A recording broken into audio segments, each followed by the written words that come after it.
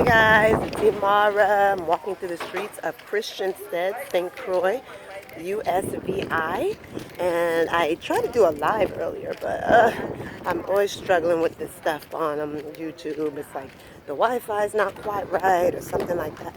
So I said, let me just do a video.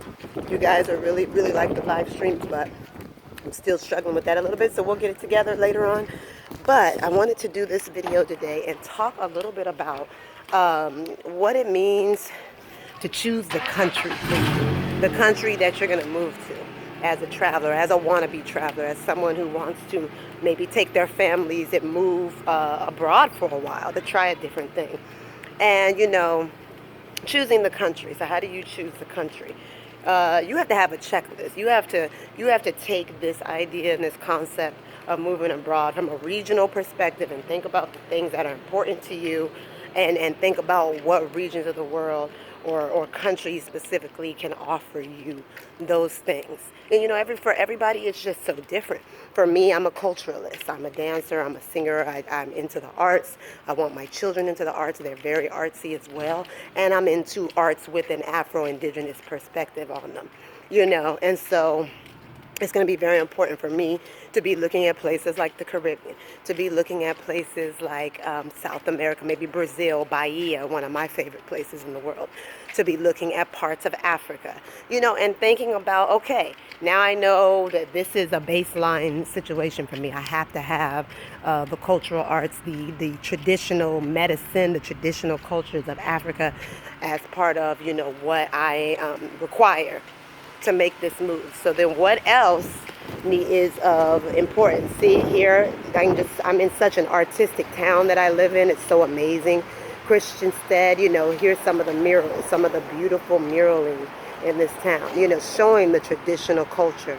This is some of the dancing that they do, the kind of it's almost like a Foursquare dancing, but it's with an African perspective, right? And so they do this to Kweli music, some of their traditional music, and it's just beautiful. And it's like, I can't go somewhere and not see that kind of thing. I need to see art on the wall. I need to, have certain experiences in my town here in Christiansted, on the eastern portion or kind of mid-eastern portion of St. Croix USVI. There's just art everywhere. I'm about to pass an art studio that's a very beautiful art studio with lots of African inspired arts being viewed in there all the time. And so, these are some of the things. You need to be clear about what is a deal breaker for you, what you cannot. Here is some of the masquerade and the things that's going to be worn at our carnival here in the next month, the next few weeks. This is in an art gallery here. These things are important for me. Some people, for them, they want to make sure that whatever they're doing, they go somewhere that's high tech, that's going to give them a really easy experience technologically, so they won't have to be struggling with maybe their online business. Maybe they have, they don't want to go somewhere where, like here, things can be kind of real in and out. Sometimes the lights go off. Sometimes the infrastructure is not all that it could be, especially for someone who's highly dependent on, technology being tight. That's somewhere you might want to look at. Singapore for somewhere like that. You might want to look at Southeast Asia or parts of Asia. There are different countries that are really good for that kind of thing and for these digital nomad type people.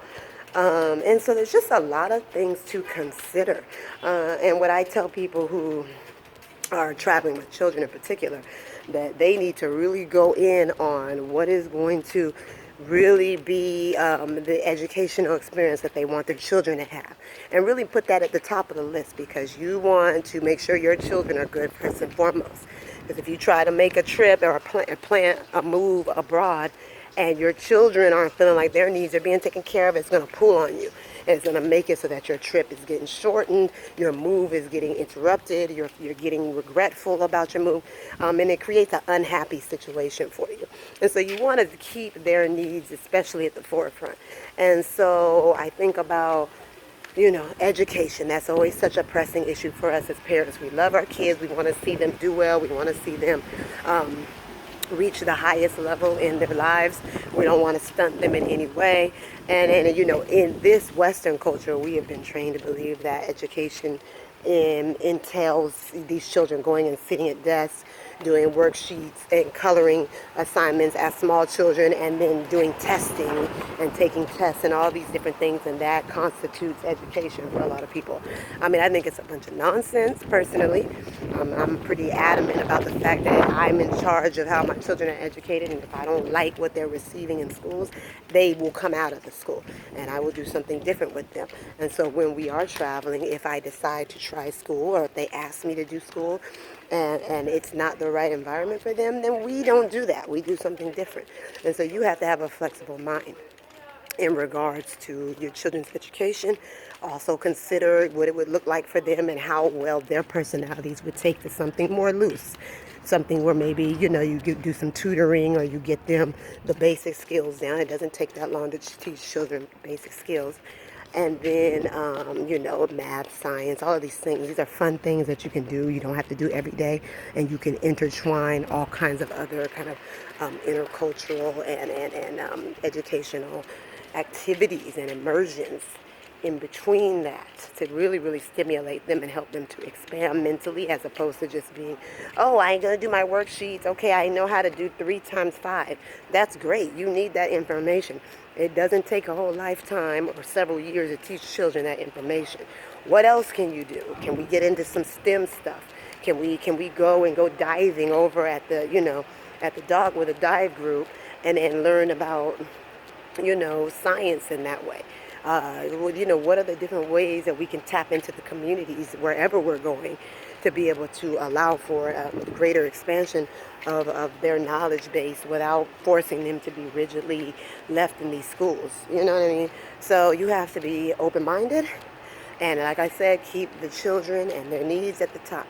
Also, if you have an issue where you are someone who, maybe you're very vegan and you want to go somewhere where you can have really quality, good food, homegrown, lots of vegetation, lots of fruits, all that stuff, you might want to come to the Caribbean or somewhere in the tropics that has some good, restrictions around, what is put into the food. There's not that many places in the Caribbean that have that. But I'm just saying, there are places where you can go and it's just they grow stuff natural, and you're not going to be dealing with a whole lot of GMOs and overly conventionally tampered with foods. And so you need to be considering these things, because if your diet is very, very veggie and fruit based, and you come somewhere that's dry and arid and that's not even a big part of their lifestyle, and those are some places like that out here. There are countries where it's harder to get nice produce and things like that. You need to be thinking about that. You need to do the research on that. You need to see what the organics thing is looking like in that place. And it's just countless things to consider. So that's why my one tip I want to be a takeaway from this video is to make sure you consider the children's needs and what their educational needs. That's the number one thing I think that can be very, very, very much interruptive to any kind of plans and journeys, is when the children are not, if you don't feel like they're getting what they need. And you don't want to be just start and stop. You want to set a goal and carry that goal out with your kids, and help them to be able to see that, hey, it's okay to do things differently sometimes. It's okay to, it's so beautiful here, huh? It's okay to have an alternative lifestyle. That doesn't mean we're not learning. It doesn't mean we're not growing. It doesn't mean that we're not, getting what we need. It's just a different way. And so deciding on the country, all these things are going to be super important for you. You're going to want to consider all these things mentally. You're going to think through them. You're going to want to just really, really be on point with what it is, you're researching, how you research, how you look into, and how you make your checklist. So make sure you have a checklist. Think about the regions maybe and break it down that way. Then think about countries in that region, and those regions that you've maybe been drawn to before because it's something you've seen on Facebook or this thing or that thing. And then finally have a checklist of the things that you have to have, you don't have to have, that are deal breakers and all of that. And you go through and you look at all these countries and you go through your checklist and you run each one through it and see if it works and if it really, really can stand up to what you need to be happy with you and your family in another country, another place. Okay, like for me, this was a requisite. I'm not going to go somewhere mostly that's landlocked at this point in my life, because I've done that and it's a very unhappy situation for me. So this is a requirement from me, and I'm not going to just do something different than this at this point in my life, more than likely, unless I had some really great temporary opportunity. Look at this big, I guess it's like a catamaran coming in. You know, so these are the things you have to be thinking about. This was it's a deal breaker for me right now to be somewhere that's landlocked and cold. I'm not doing that. And so you have to be thinking about all these things for yourself.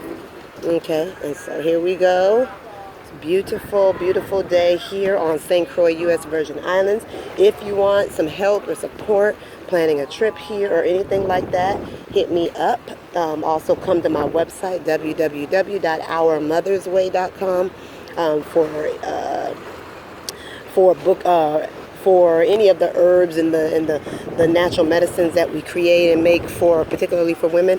And finally, come to Global Nomad Living on Facebook, and that is my Facebook page, and you can book consultations with me. And we will do visioning sessions where we will just get into what you want your life to look like.